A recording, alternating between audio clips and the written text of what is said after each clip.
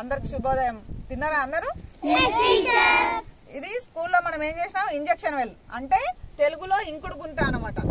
ఏమంటారు injection well అంటే మన వాటర్ మొత్తాన్ని, వర్షం నీళ్ళు అన్ని మన దగ్గరికి వెళ్ళి పైనకి వెళ్ళి అన్ని ఎక్కడికి వస్తున్నాయి, దీనిలోకే వస్తాయి అనమాట. దీంట్లోని స్టోరేజ్ అయ్యి లోపలికి ఏంటిది కేసింగ్ ద్వారా లోపలికి వెళ్తున్నాయి. ఇప్పుడు వర్షం వచ్చింది కదా, నిన్న మొన్న చాలా వర్షం పడ్డదా?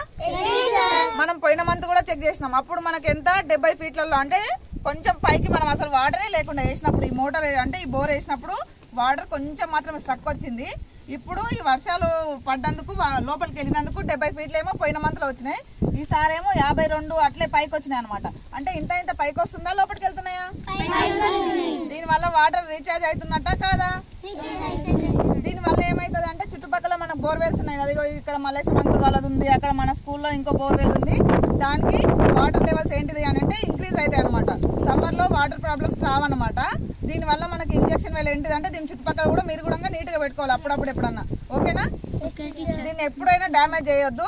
ప్రతి మంత్ వచ్చి నేను దీని వాటర్ లెవెల్స్ ఇట్లా మీతోటి చెక్ చేపిస్తాను అనమాట. కరెక్ట్గా అది ఇంక్రీజ్ అవుతుందా, లోపలికి వెళ్తున్నాయా, పైకి వస్తున్నాయా అనేటివి మీరు చెప్పాలి. ఓకేనా? దీనివల్ల ఉపయోగం ఉంటుందా లేదా?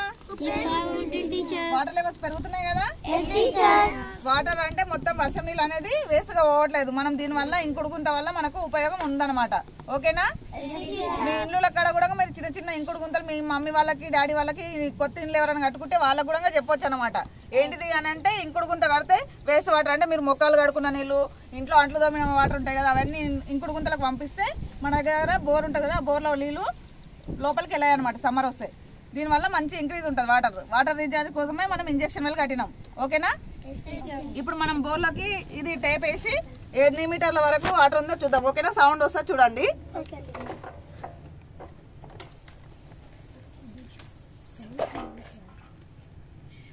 వచ్చిందా సౌండ్? మళ్ళీ వినండి, అందరూ సైలెంట్గా ఉండండి. వచ్చిందా? Okay, thank you.